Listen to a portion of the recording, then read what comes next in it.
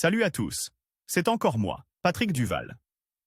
Je vous rappelle que sur ma chaîne, je parle de tout ce qu'on peut faire soi-même. Abonnez-vous si vous aimez bricoler, il y aura plein de choses intéressantes.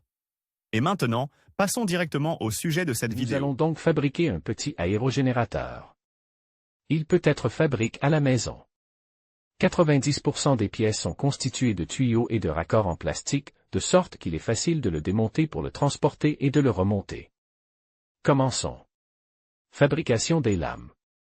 Vous aurez besoin d'un tuyau en plastique d'un diamètre de 8 cm et d'une longueur de 25 cm.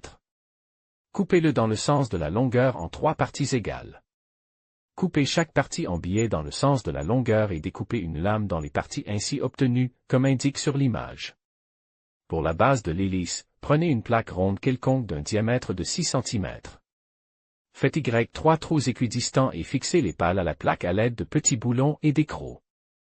Réalisation de la base. L'hélice, le générateur, la queue et le mécanisme de rotation sont installés sur la base et le mât de l'éolienne. La base est très simple à réaliser. Pour ce faire, vous aurez besoin de plusieurs courtes sections de tuyaux en plastique et de quelques éléments de fixation.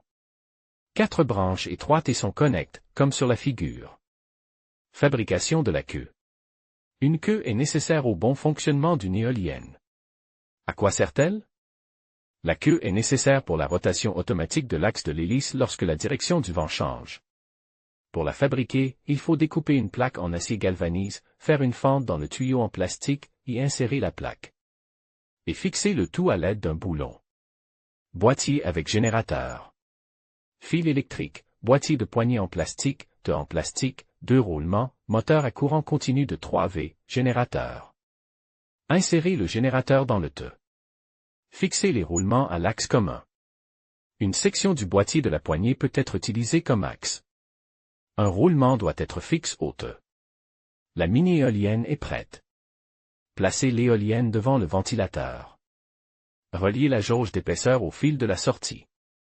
Oui, l'appareil indiquera qu'un courant électrique est produit. Avec un générateur efficace, vous pouvez charger une batterie de 3 volts.